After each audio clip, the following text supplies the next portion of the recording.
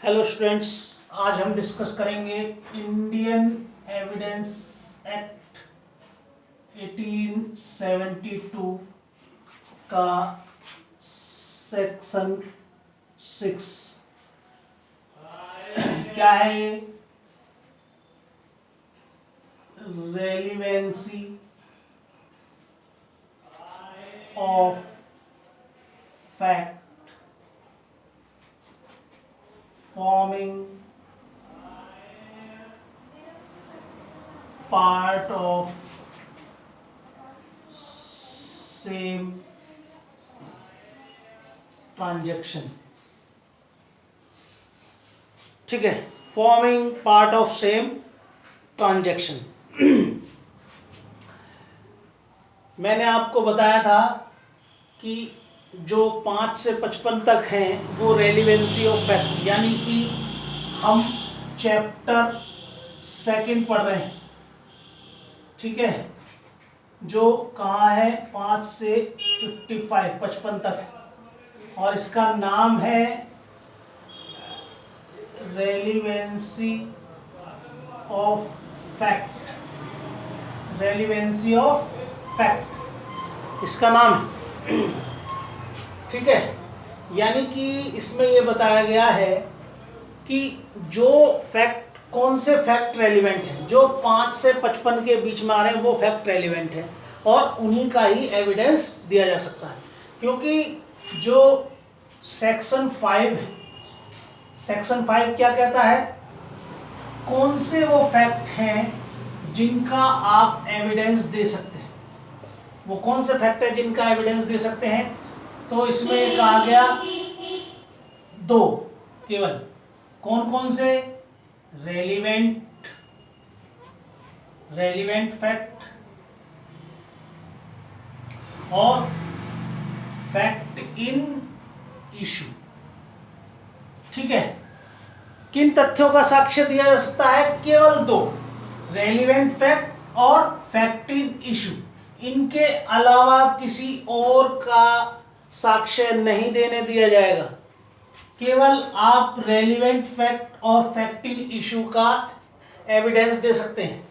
ठीक है, तो रेलिवेंट फैक्ट कहाँ है? ये 5 से 55 तक, जो ये 5 से 55 तक रेलिवेंसी ऑफ फैक्ट बताया गया है, तो इनका आप एविडेंस दे सकते हैं, इनको आप कोर्ट में प्रूफ कर सकते हैं।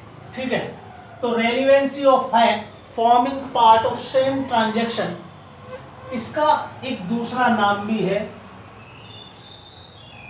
क्या है वो? Rule of res gestae. Rule of res gestae, ये भी इसका नाम है, रेस जेस्टे का नियम। तो क्या कहता है सेक्शन 6? ऐसे फैक्ट जो क्या है, नॉट इन इशू न होते हुए भी, ठीक है, क्या कर रहे हैं वो? फैक्ट इन इशू से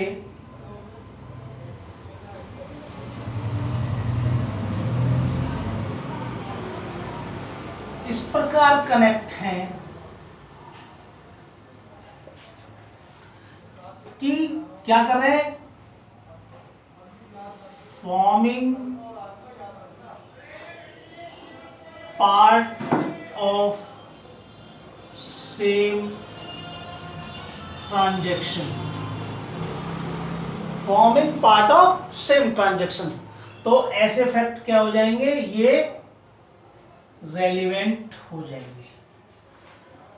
ठीक है, ऐसे फैक्ट जो इशू न होते हुए भी फैक्ट इन इशू से इस तरीके से कनेक्ट हैं कि क्या कर रहे हैं? Forming part of same transaction, तो ये फैक्ट क्या होंगे? रेलिवेंट होंगे। ठीक है, और इसी में आगे कहा गया है whether they occurred same time and place, और different time and place, different time and place, चाहे वो उसी समय और उसी स्थान पर, चाहे भिन्न समय और भिन्न स्थान पर घटित हुए हों। ठीक है, चलिए ये तो हो गया आपका सेक्शन 6। ठीक है, इसमें हम इलस्ट्रेशन देख लेते हैं एक दो।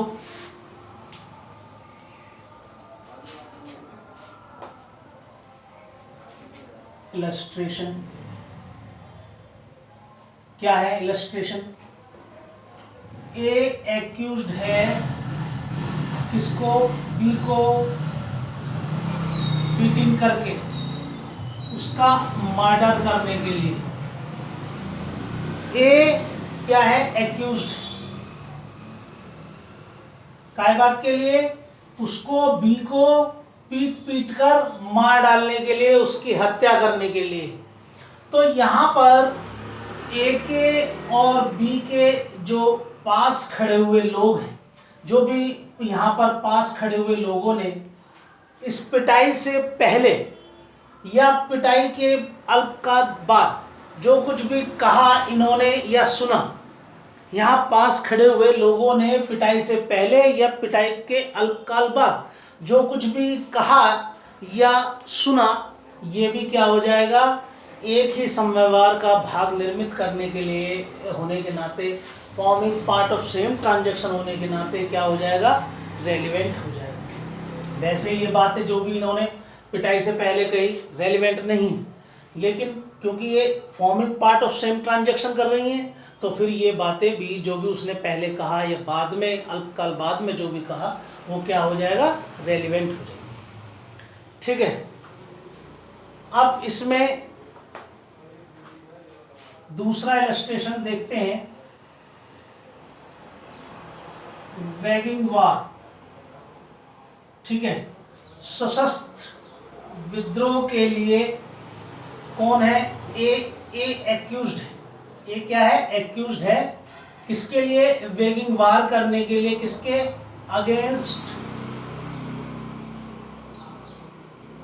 Government of India. Government of India के अगेंस्ट वेगिंग वार करने के लिए एक्यूज्ड है। इस वेगिंग वार में क्या हुआ? जो प्रॉपर्टी है, प्रॉपर्टी को डिस्ट्रॉयड किया गया।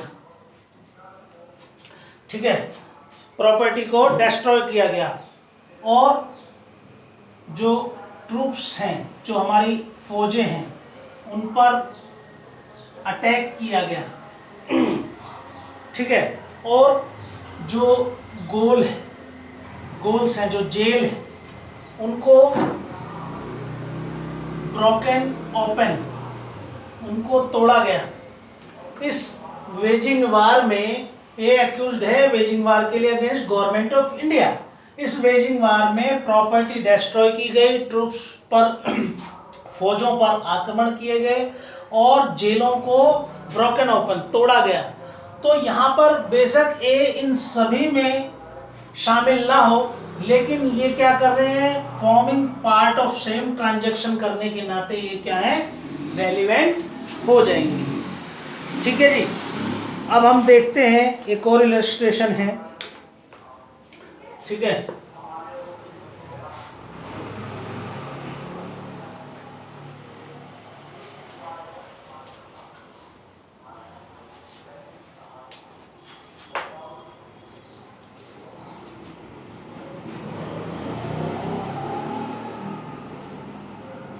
लेटर, एक पत्र, जो क्या है? कोरेस्पोंडेंस है।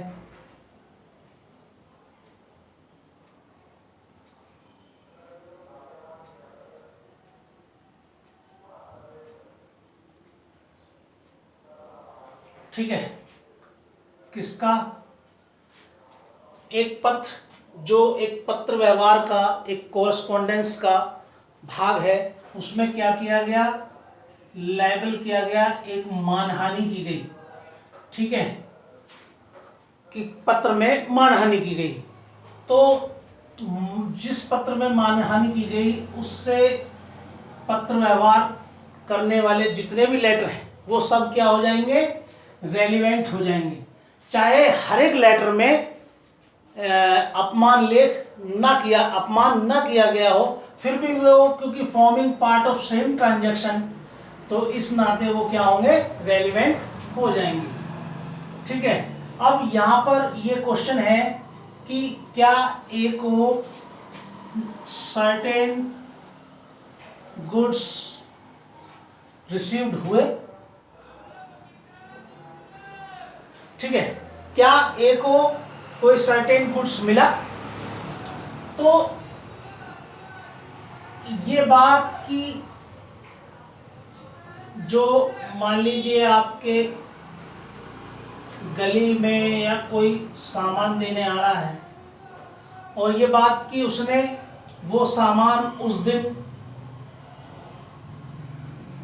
बी को भी डिलीवर्ड किया, सी को भी डिलीवर्ड किया और डी को भी डिलीवर्ड किया, तो यहाँ पर ये forming part of same transaction होने के नाते ये हर एक डिलीवरी जो बी को की गई, जो सी को की गई, डी को की गई, ये क्या होगी, रेलिवेंट होगी और ये कहा जा सकता है कि ए को भी सामान प्राप्त हुआ। ठीक है स्टूडेंट्स, तो ये हमारा रूल ऑफ रेस जेस्टे यहीं पर कंप्लीट होता है। नेक्स्ट वीडियो में कुछ और डिस्कस करेंगे। Thank you.